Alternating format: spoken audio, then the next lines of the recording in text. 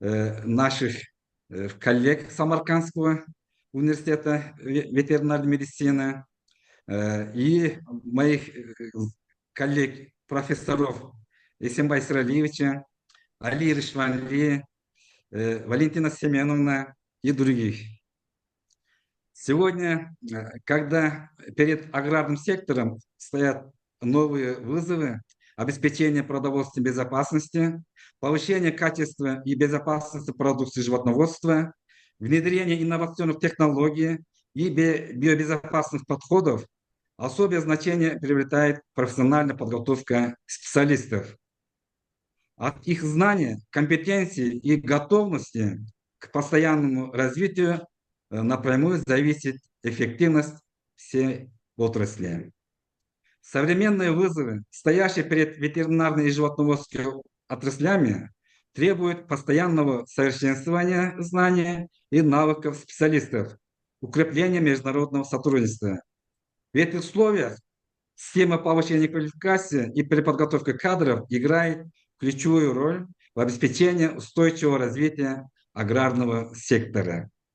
В этом отношении Волжский госуниверситет во главе ректора уделяет особое внимание развитию системы повышения квалификации, расширению международного сотрудничества и обмена опытом. Мы уверены, что подобные конференции способствуют объединению научных и образовательных усилий, укрепляет профессиональные связи и открывает новые возможности для совместных проектов. Как многим известно, уважаемые коллеги, наша кафедра организована недавно, совсем молодая, но, несмотря на это, мы высоко ценим сотрудничество и научные связи между нашими учебными заведениями и странами. Я глубоко убежден, что эта конференция станет важной площадкой для установления новых партнерских отношений, обмена передовым опытом и поиска эффективных решений для устойчивого развития ветеринарии и животноводства. Но при этом хочу особо отметить заслуги заместителя директора Института повышения квалификации, доцента Нурдина Балиевича, который внес значительный вклад в развитие и совершенствование системы образования, международной связи и повышение квалификации специалистов. Позвольте пожелать всем участникам конференции плодотворной работы, интересных дискуссий, достижений, вдохновения, новых идей и научных открытий. Пусть наша встреча станет еще одним шагом к развитию образования и науки в интересах ветеринарной и животноводской отрасли и укрепления международного сотрудничества. Спасибо за внимание. Большое вам спасибо за выступление, за поздравление. Будем сотрудничать. Рахмат. Abdug'ani Xolmurzayevich, ezgu tilaklar uchun rahmat sizga. Men o'ylaymanki, bizning hamkorligimiz uzoq yillar davom etadi va mahsuldor bo'ladi deb o'ylayman. Navbatdagi tabrik so'z Samarqand agrotexnologiyalar va innovatsiyalar instituti rektori professor Hasanov Shavkat Tursunqulovichga. Marhamat Shavkat aka. Assalomu alaykum, hurmatli aziz bugungi tadbir konferensiya ishtirokchilari, hurmatli aziz mehmonlar, men mana shu fursatdan foydalanib hammalaringizni mana shu bayram yoki mana shu tadbir bilan muvaffaqiyatli tadbirni boshlab olganlaringiz bilan tabriklayman. O'ylaymizki, bu O'zbekistonning, nafaqat O'zbekistonning, Markaziy Osiyo, butun dunyoning ilmiga yana qo'shimcha hissa qo'shiladi. Juda yaxshi imkoniyat. Mana bu yerda o'tirganlarni ham mana shu bilan tabriklayman. Albatta, kadrlar tayyorlash, ayniqsa mana shu chorvachilik, veterinariya sohasida kadrlar malakasini oshirish bugungi kundagi eng dolzarb hukumatimiz oldida turgan masalalardan biri hisoblanadi. Shu bois yangi dunyo standartlari asosida, talablar asosida kadrlarni malakasini oshirish, ularni yo'lga qo'yish, mana shu asosida o'zaro ilm ahli yig'ilib o'rtadagi muammolarni hal qilishga bag'ishlangan masalalarni demak muhokama qilish o'ylaymizki juda ham bir bugungi kunning dolzarb masalalari hisoblanadi. Mana shu yo'lda men bugungi konferensiya ishtirokchilariga ishlariga muvaffaqiyat tilayman. Konferensiya yaxshi o'tib, o'ylaymizki, uningdan olingan natijalar, ko'rsatilgan masalalar, demak, albatta ilm fan yo'liga, mamlakatimizning rivoji yo'liga katta xizmat qiladi.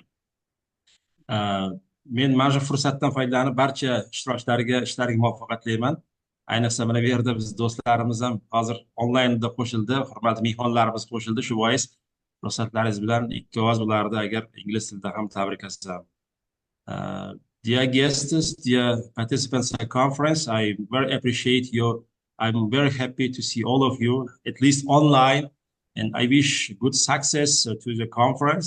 It also gives a lot of impressions, a lot of our outcomes in the result of the conference. I hope to see. And because why I'm saying welcome, I have to say speech, because although economist, as Nuruddin Rozakulov is Dr. Rozakulov already mentioned, I'm economist. However, I'm involved to international projects related to enhance of capacity building in veterinary and the livestock science. It was a BUSNET project. It was US Health project. Therefore, my friend, my very good friend, is Augusta Faustino, also from University of Porto, to join it to this meeting, to this conference. I wish all success. I hope the outcome of the conference will help to enhance of wealth of nation, wealth of a country. And очень благодарен всех тех участников конференции. Желаю плодотворного провести время, хорошее.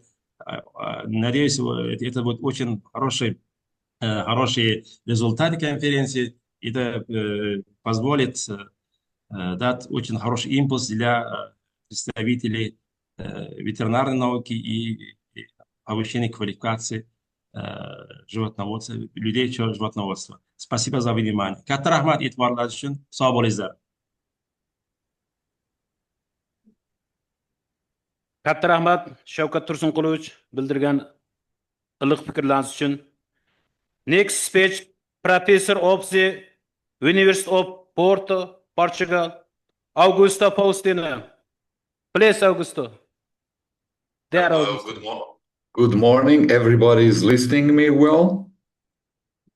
Yes. Good morning. It is a great... Yes, we're hearing you. Good morning. Assalamu alaikum. It is a great pleasure to be here again in a conference and to review some good old friends.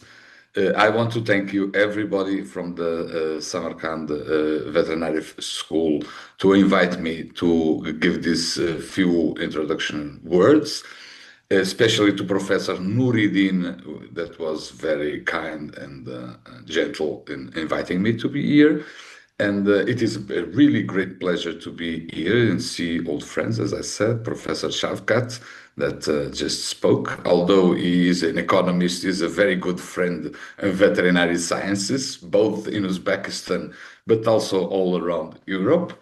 And I remember almost now 10 years ago, 2016, the first time I came to Samarkand, to the veterinary school, and the environment was completely different.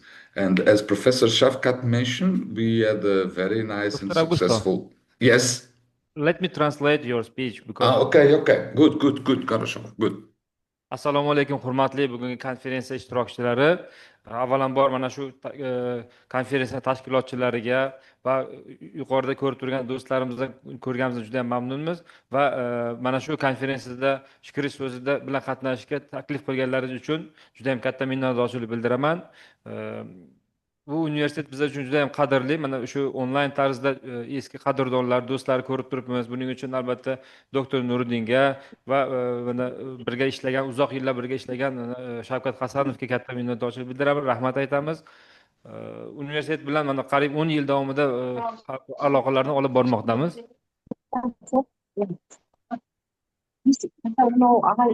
You can continue.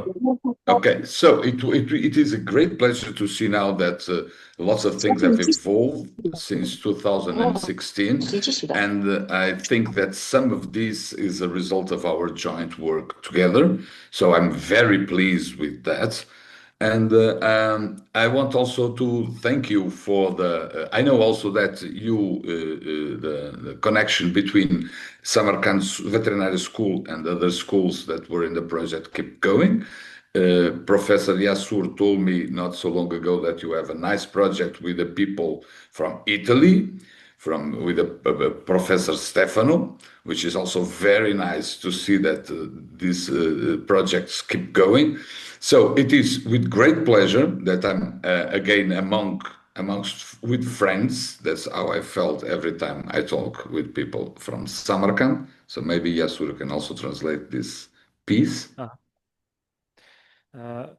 Haqiqatdan ham mana 10 yil davomida mana shu veterinariya sohasida ta'limni rivojlantirish va o'sha zamonaviy ta'lim berish jarayonlariga o'tish bo'yicha yuqorida ta'kidlab o'tgandek katta loyihalarimiz amalga oshirildi. Mana Buzniyat, UzHES loyihalarini birgalikda amalga oshirdik. Buning natijalarini hozir ko'rib turibmiz.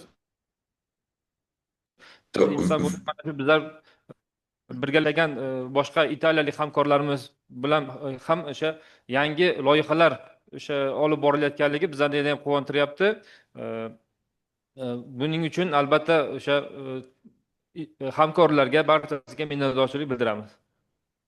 So veterinary sciences are very important in our society because we manage to bridge the connection between science and the real world. Veterinarian, agriculture, engineers, and so on. But this means that the education of the future veterinarians should be based on science. And that is something that I hope that with this conference, the Veterinary School of Samarkand would get closer to this end.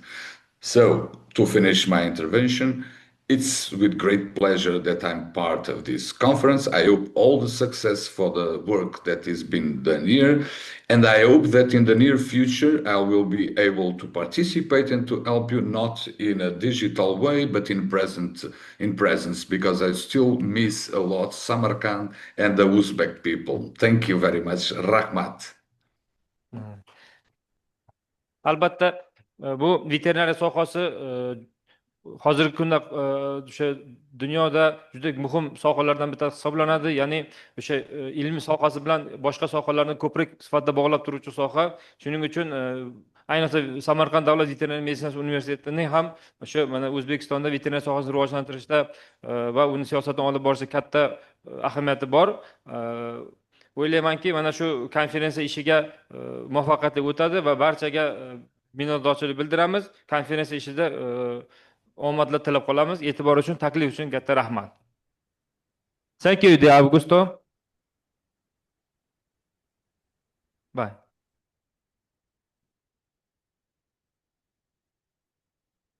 Thank you again, Professor Augusto. I want to meet you next time of Porto, Portugal.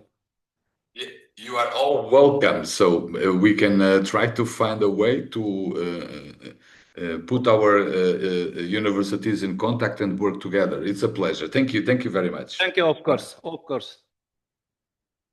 Navbatdagi tabrik so'z eng yaqin hamkorlarimizdan biri Qozoq Milliy Agrar tadqiqotlar universitetining dotsenti hamda Samarqand davlat veterinariya meditsinasi chorvachilik va biotexnologiya universiteti dotsenti Tug'anbay Almas Aydarali o'g'liga marhamat.